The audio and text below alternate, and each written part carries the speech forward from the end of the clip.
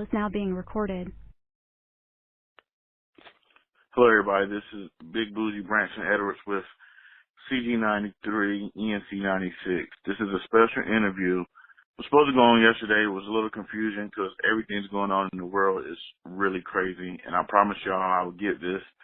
So everybody in Virginia, South Carolina, North Carolina, all over that's been asking. Shout out to Twin Radio and VA that's been really stepping up. But I have an artist on the line, Laquan. And Laquan is from Charlottesville, Virginia, and he makes some good music. I was listening to it. He's a very good wordsmith, but today we were really going to talk about the music. But with everything going on in the world, I think the conversation is going to switch a little bit. And I had some questions I was going to ask. We're going to run through some of them, but we're going to really just let him talk and explain to everybody what went down in that town. How you doing today, Laquan? Hey, what's up? How's it going? And I know my name is kind of hard to pronounce, but it's Laquan. So Laquan, I'm sorry. Yeah, Laquan. It's cool. But I'm doing good. How you doing, man? I'm thankful that you having me on your platform and your radio station and everything. I want to thank all you beautiful listeners. No, thank you for, being able to be there to witness and be able to tell the story, because a lot of times I think throughout history, a lot of things are perceived. And when I say perceived, we only can perceive what we see from media, because nobody really actually on the ground level is telling you what's going on from that way without it being unfiltered. So today we're going to give you that unfiltered. My first question is, in the political world, why do you think terms like black and white is out there? Well, the terms black and white are basically political identifiers to clump you in a group for it's voting processes, and it's just basically to get people to get in the group together for influence. And to me, the terms white and black are like the biggest gangs in the world, because it wipes away your heritage, your ancestry, it just takes your identity away, and people start to identify with just being white. Like, they don't identify with where they come from, where their family's from. And if people identify with more of where their families come from and where their lineage is, then it would be too many subgroups for people to be getting in big groups and clicking up and being racist. And basically, to me, I think racism is like a strong-minded person using a lot of weak-minded people for their influence. And I know it's kind of hard to swallow, but from what I see and from what I've seen with the media and everything they did, like, the whole process of everything.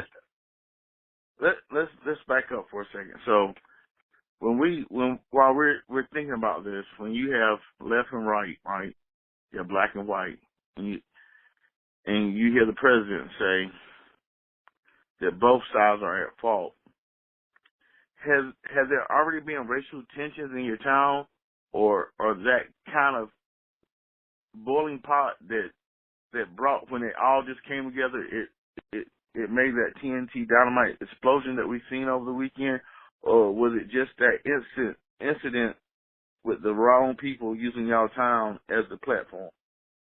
No, actually, our town has a history where we had a prominent class of people of color from different nationalities, but this was their city, and it was a government thing where they took the land from them and totally, like, they took the land, burnt the buildings. It's called Vinegar Hill, and they're trying to make a movie about it right now, but that was the start. That was the start of the racial tension. And what happened, they took the businesses and everyone convened on the Robert E. Lee statue and erected that. And it's famous pictures of the Klansmen and everyone out there at the statue. So it's like they take the land from the people that had the land, burnt the buildings, and then systematically set up a system where you could not come up around here if you were of color. It's because it's the deepness, it runs so deep that our University of Virginia, they'll tell the students not to deal with anyone from the town. So that sets up a racial divide because a lot of the students are of non-color. And then you have the students of non-color going against students from just different places. Like you got Muslims, they're being targeted. They spray paint stuff like "Go Home Raghead" on the dorms. Then on our Rugby Avenue, if you look it up in the books, they used to have blackface parties there, and they got in trouble for that. So it's this town has been like a racial hotbed. And what happened a couple years back, they started to build it up. And when in the midst of them building it up, a lot of new people came in, and these new people they don't have anything to do with the racism that has been in Virginia forever. So that's where it started to come to a head because people can't identify with seeing a lot more interracial couples. It was okay if they seen one or two, but now you see a lot more. So the people who are trying to hold on to that heritage, they're teaching their children to go and be aggressors. And that's basically what it is. It's just been coming to a head. I even went to my city and tried to get them to do a project with me because I was trying to bring it to light. And this was like a year and a half ago. And it's just been coming to a head the whole time. And that's why, if you think about it, what city is going to agree to have hate groups come and congregate? Well, if you look around America, aren't most cities tearing down their statues? Like no matter where they're at. Yeah, How's coming down? Our town has a Confederate flag, a Confederate statue in front of the courthouse, and it's called a Confederate Memorial here in Greenville, North Carolina. And they're trying to petition to take it down, but now the police are guarding it. Y'all got the police guarding it? Well, I don't have the police guarding it. No, I'm saying, but they do. Well, the police presence around the courthouse is more. So, what other reason? I don't get it. I don't get it. Here's the thing, and now this is the next question. Now, it goes to a question I was supposed to ask you last week, but now I'm going to ask you after all of this. As I look through social media and I look through the feeds, and I have white friends, I have black friends, and a lot of white friends who sympathize with the all right or don't see anything wrong with what went on over the weekend, if you follow me, other than the girl getting killed. And they're kind of saying if these other people weren't there, then all this wouldn't happen.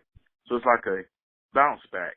But all these people who are talking, I also see them as being what I would consider religious. So, at this point, what do you think?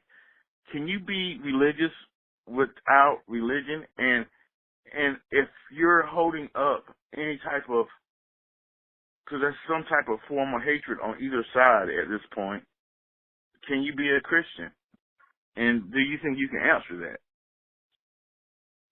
I'm after saying what I've seen, I'm kind of confused. I had an answer for that, but it's like I'm kind of confused because with religion, a lot of people on either side are claiming religion, and you could take whatever you want from the Bible. You could take the war parts, you could take the flood parts, you could take the famine parts, but people are taking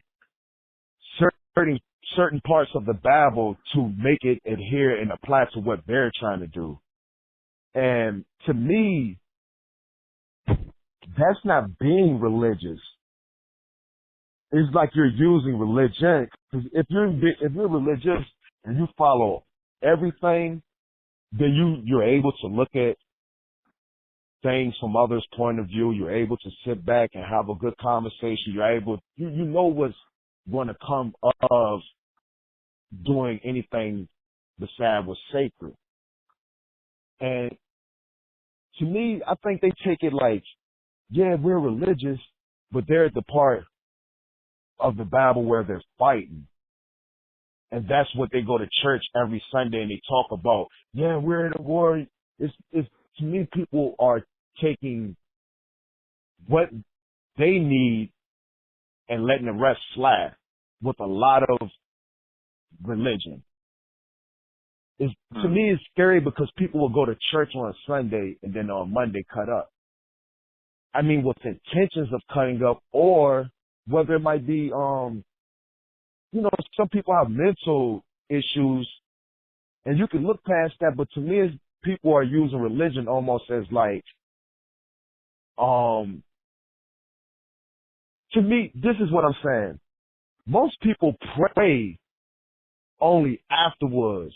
They don't pray before. And most people don't pray for others. They pray for themselves. And it's like, say their rent is due, they're like, oh my God, Lord, please, can you help me so I can. And it's like, when your days are good, do you always pray? And to me, this is what these people are doing. They're using religion when they need it. And if it's anything else in the book, they'll let it slide. It's like they taking their part, they're making up their own religion off of religion.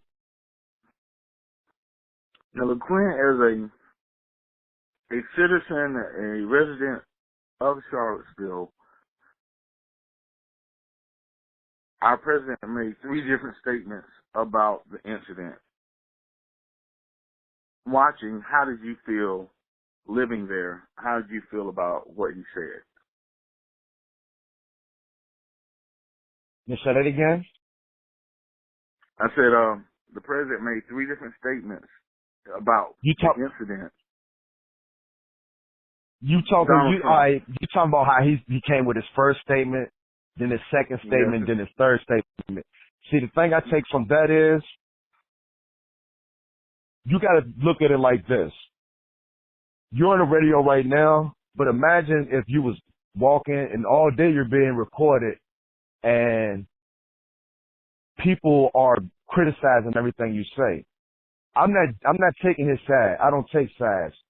I look at it from all sides.